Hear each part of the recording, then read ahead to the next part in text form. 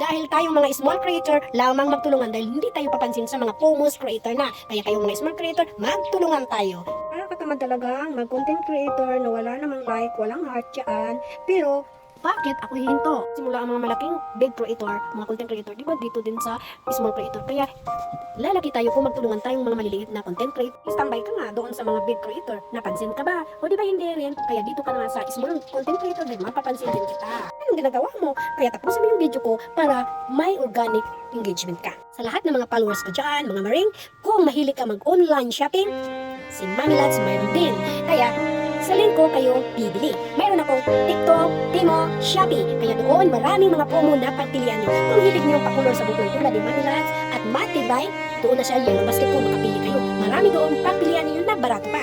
At kung gusto nyo bibili ng decoration ng bahay, sa kitchenware, marami sa Timo at saka sa Shopee na barato lang. Kaya ano bang ginagawa mo? I-link nyo na ang link ni Mami Lads. Kaya mapunta kayo dito, makapili kayo sa gusto.